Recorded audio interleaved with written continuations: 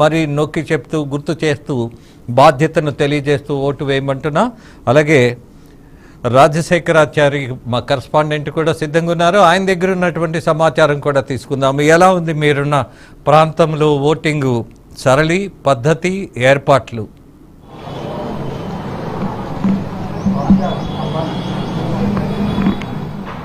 Thank you Rajendra గారు. మనము ప్రస్తుతం మార్నింగ్ నుంచి రెండు పార్లమెంట్ సెగ్మెంట్లో మనం పోలింగ్ సరళిని చూస్తున్నాము. ఒకటి మల్కాజ్గిరి, మరొకటి చేవెళ్ళ. మల్కాజ్గిరి సంబంధించిన ఎల్బీ నగర్లో మనం ఉదయం అక్కడ లైవ్ స్టార్ట్ చేసాము. స్టార్ట్ చేసినప్పటి నుంచి కూడా ఓటర్లు మాత్రం చాలా మందకోడిగా వస్తున్నారని చెప్పొచ్చు. ఎందుకంటే పట్టణ ప్రాంతాల్లో ఎప్పుడైతే చాలా రోజుల నుంచి ఒక ప్రచారం జరుగుతుంది, పట్టణ ప్రాంతాలలో మాత్రం ఓటింగ్ సరళి చాలా మందకోడిగా ఉంటుంది, దానికంటే బెటర్గా గ్రామాలలోనే ఉంటుందని చెప్పేసి ఎప్పటి నుంచో వస్తున్న ఒక వాక్కు. కానీ అదే నిజం చేస్తూ కూడా నేడు పట్టణంలో ఉన్నటువంటి ప్రజలు కూడా, ఎంప్లాయీస్ కావచ్చు, సాఫ్ట్వేర్ ఎంప్లాయీ కావచ్చు, ప్రభుత్వ ఉద్యోగులు కావచ్చు, వీరందరికీ కూడా ప్రభుత్వం వేతనంతో కూడినటువంటి హాలిడే ప్రకటించినప్పటికీ కూడా పట్టణ ప్రాంతాలలో మాత్రం ఓటర్లు బయటకు వచ్చే పరిస్థితి కనపడటం లేదు. పాత బస్తీలో మాత్రం ఇప్పటికీ 1 గంట కావస్తున్నా కానీ 8% మాత్రమే పోలింగ్ అయ్యింది ఇప్పటి వరకు. రాష్ట్ర వ్యాప్తంగా చూసుకుంటే మాత్రం 24.78 వరకు రాష్ట్ర వ్యాప్తంగా ఇప్పటి వరకు పోలింగ్ శాతం తెలుస్తుంది. ఓన్లీ పాత బస్తీలో మాత్రం 8% అయిందంటే దాన్ని బట్టి అర్థమవుతుంది పాత బస్తీలో కూడా ఓట్లు వేయడానికి మాత్రము ముందుకు రావట్లేదని చెప్పేసి.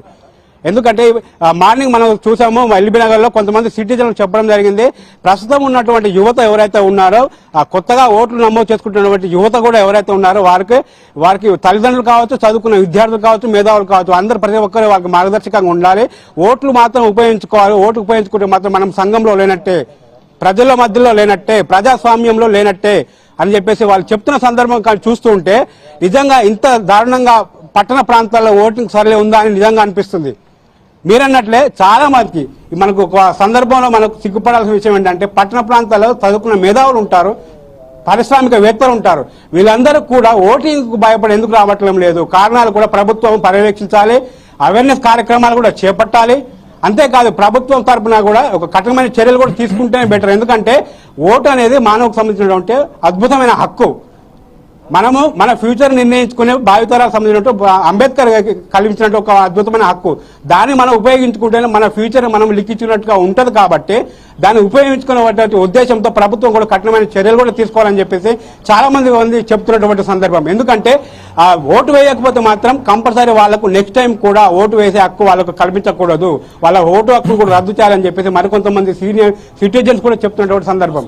మరికొంతమంది ఓటులు కొత్తగా ఉపయోగించుకున్న యువత ఎవరైతే ఉన్నారో వాళ్ళు కూడా కొన్ని సందర్భాలు మనకు చెప్పడం జరిగింది, ఓటు వేసే విధానం నాకు చాలా నచ్చింది, చాలా బాగా అనిపించింది, ఎంతో లేటుగా అవుతుందని చెప్పేసి అనుకున్నాను, కానీ పోయిన 5 నిమిషాలు నేను ఓటు వేశానని చెప్పేసి అన్నారు.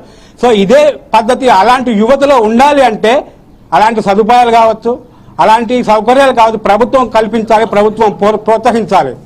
దానితో పాటు ఇప్పుడు కొత్తగా మొలకెత్తున్న యువతలో మొలకెత్తున్నటువంటి ఆ యొక్క ఓటు వేయాలనే భావన ఏదైతే ఉందో అటు పెద్దవాళ్ళు కావచ్చు, తల్లిదండ్రులు కావచ్చు, చదువుకున్న విద్యావంతులు కావచ్చు, మేధావులు కావచ్చు, ప్రభుత్వం సంబంధించినటువంటి అధికారులు కావచ్చు, అలాంటి యూత్కు, అలాంటి స్టూడెంట్స్కి ఓటుకు కొత్తగా వచ్చిన వారికి ప్రోత్సహిస్తే తప్ప ఈ ఓటింగ్ శాతం పెరిగే అవకాశం ఉండకపోదు. ఎందుకంటే ప్రస్తుతం మనం చూస్తున్నాము సిటీలో, ఓల్డ్ సిటీలో మాత్రం ఈసారి ఇంకా చాలా ఘోరంగా ఇప్పటికీ 8% అనేది దాన్ని అర్థం చేసుకోవచ్చు. కాబట్టి ఓటింగ్ శాతం పెరిగితేనే ప్రజల భవిష్యత్తు కూడా ఒక మెరుగుపడుతుందని చెప్పేసి ఉద్దేశంతో కూడా ఓటింగ్ పెంచుకునే విధానం కూడా ప్రభుత్వం కొన్ని కఠినమైన నిర్ణయాలు తీసుకోవాలని చెప్పేసి సీనియర్ సిటిజన్ కావచ్చు, ఓటర్లు కూడా చాలా మంది చెప్తున్నారు. అలాగే ఓటర్లు వేయాలంటే కూడా దానికి తగినటువంటి సౌకర్యాలు కూడా ఆ పోలింగ్ బూత్లో కావచ్చు, పోలింగ్ సెంటర్లో కావచ్చు, ఎక్కడైనా సరే ప్రభుత్వం కల్పించాలి. ఈసీ ఎలక్షన్ కమిషన్ కూడా కల్పిస్తేనే అవి చూసి కూడా కొంతమంది వచ్చే అవకాశం ఉంది. రాజశేఖర్, ఒక జర్నలిస్టుగా, ఒక పౌర సమాజంలో సభ్యుడిగా మీకున్నటువంటి ఆలోచన, తీరు, బాధ్యత రెండు కనపడుతున్నాయి. బట్ మీలాంటి యువకులు ఇవాళ ఎన్నికల సందర్భంగా వాళ్ళు బాధ్యతగా ఓటేస్తే బాగుండు అన్నటువంటి మీ ఆశావహ దృక్పథం కూడా నేను ప్రోత్సహిస్తున్నా, అభినందిస్తున్నా. మరొక విషయం, హైదరాబాద్ పార్లమెంటు నియోజకవర్గ బీజేపీ అభ్యర్థిగా ఉన్నటువంటి నాయకురాలు కొంత హల్చల్ చేసినట్టు, అలాగే అక్కడ ఆ హల్చల్ వల్ల వచ్చినటువంటి హడావిడిలో ఆమె మీద తీవ్రమైన చర్యలు తీసుకోవాలన్నటువంటి కంప్లైంట్స్ కూడా సిద్ధపడుతున్న వాతావరణం కనపడుతోంది. ఏంటి అక్కడ జరిగినటువంటి అంశం ఏంటి, ఓవర్ యాక్షన్ ఏంటి, అలాగే జరగబోయే విషయం ఏంటి? యా వాసు గారు, చెప్పలేము, ఇది లైవ్లో చెప్పలేము, కన్ఫర్మేషన్ తీసుకోవాలి ఇప్పుడు ఈసీ ఆఫీస్లో.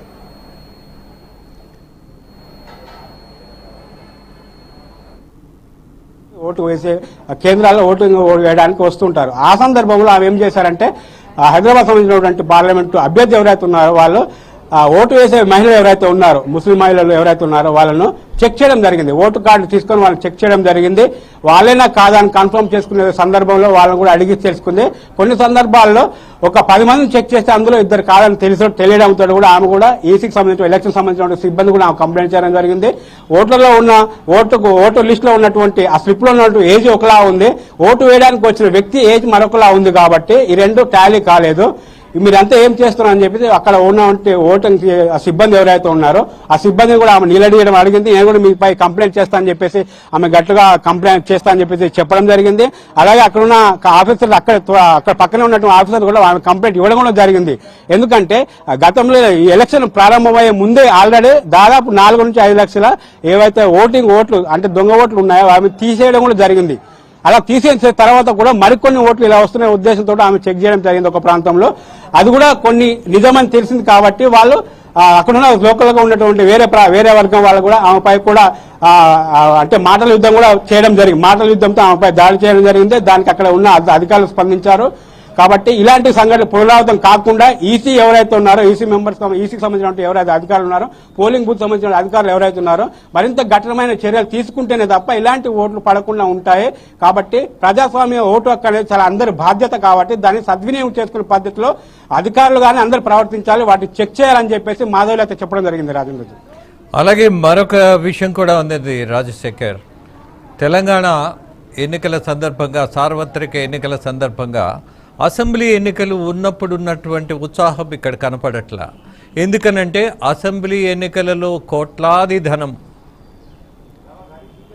సో ఆ కోట్లాది ధనం పంచబట్టే ఉత్సాహంగా ఓట్లు వేశారు. సార్వత్రిక ఎన్నికల్లో ఆ మాత్రం హడావిడి డబ్బు కావచ్చు, మద్యం కావచ్చు, what ever it may be.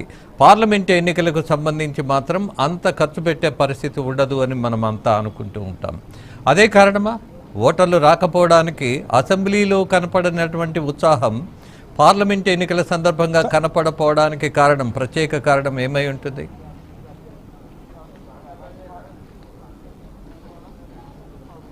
తప్పకుండా మీరు చెప్పింది కూడా రాజేంద్ర గారు, మీరు చెప్పింది కూడా అది కూడా ఒక కారణం. ఎందుకంటే అసెంబ్లీ ఎన్నికల ప్రక్రియకు వచ్చే కొద్ది మాత్రం అసెంబ్లీ ఎన్నికల విషయంలోకి వచ్చే ఇది మన ఓట్లు, మన ప్రాంతం ఓట్లు, మన సంబంధించిన నాయకులు, మన వాళ్ళు అని చెప్పేసి, అలాగే ఓట్లు వేసే సందర్భంలో కూడా తాయిలాలు కూడా చాలా ఎక్కువ మొత్తంలో అభ్యర్థులకు కావచ్చు, ఓటర్లకు కావచ్చు లభించే అవకాశం ఉంటుంది. సో ఇందులో భాగంగానే వాళ్ళకు వచ్చే తాయిలాల వచ్చిన విషయంలో కూడా వాళ్ళు ఎక్కువ స్పందించే అవకాశం ఉంటుంది, ఎక్కువ పార్టిసిపేట్ చేస్తారు ఓటింగ్ లో కావచ్చు, ఎలక్షన్ లో కావచ్చు. కాబట్టి వాళ్ళకు ప్రత్యక్షంగా తాయిలాలు లభిస్తాయి, కాబట్టి ప్రత్యక్షంగా వాళ్ళకు ఉపయోగాలు ఉంటాయి, కాబట్టి వాళ్ళకు అందులో పాల్గొనే అవకాశం ఉంటుంది. ఇది మన రాష్ట్రానికి సంబంధించిన ఓటు ఎన్నికలు అని చెప్పేసి వాళ్ళకు ఒక ఫీలింగ్ ఉంటుంది.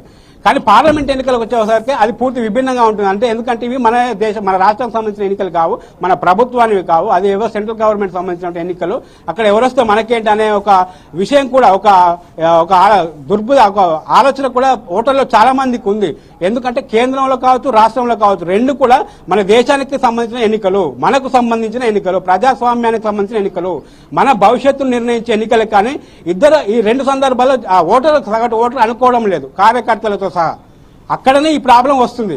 ఎందుకంటే రాష్ట్ర ఎన్నికలు వచ్చేసరికి ఇవి మనవి, సెంట్రల్ ఎలక్షన్లు వచ్చేసరికి ఇవి మనవి కావు, ఎవరు గెలిస్తే మనకేంటి, మనకు అవసరం లేదు. ఇది కూడా ఒక కారణమే వాళ్ళు ఓటు వచ్చి వేయకపోవడానికి కారణం. సిటీలో, పల్లె ప్రాంతాల్లో మాత్రం ఇది కొంచెం భిన్నంగా ఉంది. ఎందుకంటే ఇవి కేంద్రం ఓట్లు ఎవరైనా, ఎందుకంటే పల్లె ప్రాంతాల్లో ఏమని ఉంటుందంటే చిన్న ఓటు పెద్ద ఓటు అనే ఒక భేదభావం ఉంటుంది. చిన్న ఓటు అంటే రాష్ట్రానికి, పెద్ద ఓటు అంటే కేంద్రానికి ఉంటుంది. సో కేంద్రంలో కూడా పల్లెల్లో ఉన్నటువంటి విచక్షణ జ్ఞానం పట్టణాల్లో లేదని చెప్పుకోవచ్చు. ఎందుకంటే ఎవరు గెలిస్తే మనకేందని చెప్పేసి చదువుకున్న మేధావులు పట్టణాల్లో ఆలోచిస్తున్న పరిస్థితి. అందుకు కారణమే, అదే ఒక కారణం ఇక్కడ పట్టణాల్లో వాళ్ళు ఓటు వేయకపోవడానికి. ఇంకొకటి తాయిలాల విషయాలకు వచ్చేసరికి కూడా పార్లమెంట్ ఎన్నికల్లో వాళ్ళకి ఎటువంటి లబ్ధి చేకూరే అవకాశం కూడా ఉండదు. ఎందుకంటే డైరెక్ట్ కేంద్రం ఉంటుంది. ఎంపీ అంటే ఎంపీ కాన్స్టిట్యున్సీలో దాదాపుగా 6 నుంచి 7 అసెంబ్లీ స్థానాలు ఉంటాయి. కాబట్టి పెద్ద మొత్తంలో పంపకాలు కావచ్చు, తాయిలాలు కావచ్చు ఉండవు. కాబట్టి మనకేం లేదు, మనకు అవసరం ఏముంది అనే ఉద్దేశంలో ఉంటారు. కాబట్టి ఈ రెండింటి డిఫరెన్స్ కు అసెంబ్లీకి పార్లమెంట్కి ఉన్న తేడా కూడా ఇదే ఉంటుంది రాజేంద్ర.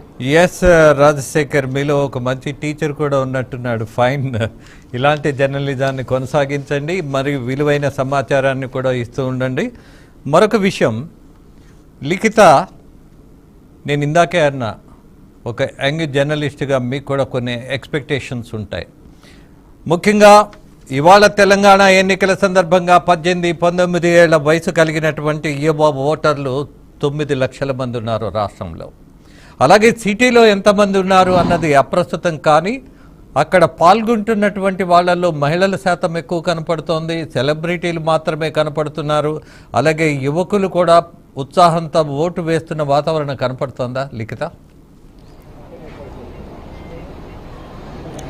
చాలా వరకు ఇక్కడ వాతావరణం చూసుకున్నట్లయితే సినీ సెలబ్రిటీలు ప్రతి ఒక్కరూ రావడం, వారి యొక్క ఓటును వినియోగించుకోవడమే కాకుండా ప్రతి ఒక్కరూ తప్పకుండా ఓటును వినియోగించుకోవాలి, లేకపోతే దాని తర్వాత వచ్చే పరిణామాలు ఏవైతే ఉంటాయో వాటికి సంబంధించిన వివరాలు కూడా పూర్తి స్థాయిలో వాళ్ళు చాలా స్పష్టంగా వివరిస్తున్నప్పటికీ కూడా ఇక్కడ నడవలేని పరిస్థితిలో ఉన్న వృద్ధులు చాలా మంది, మహిళలు, వారి పరిస్థితి అసలు ఏమాత్రం బాగా లేకపోయినా కానీ తమ ఓటు హక్కును వినియోగించుకోవాలి. మాలాంటి వాళ్ళు ఓటు వేస్తే గానీ ఇతర అంటే చిన్నారులు ఇంకెవరైతే ఉన్నారు, ఇప్పుడు యంగ్ ఓటర్స్ ఎవరైతే ఉంటారో వారు ఓట్ల కోసం రారు అనే ఉద్దేశంతో మేము వస్తున్నాము, మేము వారికి స్ఫూర్తిగా నిలవాలి అని చెప్తున్నప్పటికీ కూడా చాలా వరకు ఇక్కడ యంగ్ ఓటర్స్ సంఖ్య అనేది చాలా వరకు తగ్గిపోయిందని చెప్పుకోవాలి.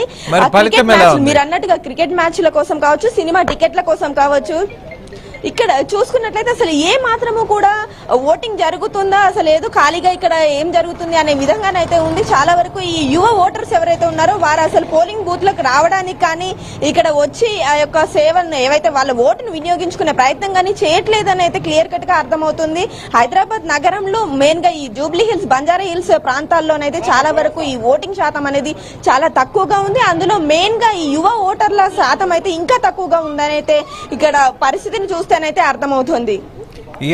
ఇందులో మార్పు రావాలనంటే ఒక జర్నలిస్ట్గా నాకు ఒక అభిప్రాయం ఉంది. How far it is reasonable అనేది మీరందరూ ఆలోచిద్దరు. కానీ ఎక్కడైతే ఓట్ల శాతం దారుణంగా పడిపోయిందో అక్కడ మినిమంలో మినిమం రిసోర్సెస్ అన్నీ, అంటే వ్యవస్థాగతమైనటువంటి వాటర్ కావచ్చు, విద్యుత్ కావచ్చు, అలాగే పారిశుధ్యం కావచ్చు, what ever it may be, ప్రభుత్వం ఇచ్చేటటువంటి వసతులు ఏవైతే ఉన్నాయో వాటిని ఖచ్చితంగా కట్ చేస్తే ఆ ప్రాంత వాసులకు కొంత బాధ్యత పెరుగుతుంది అన్నది వాస్తవం.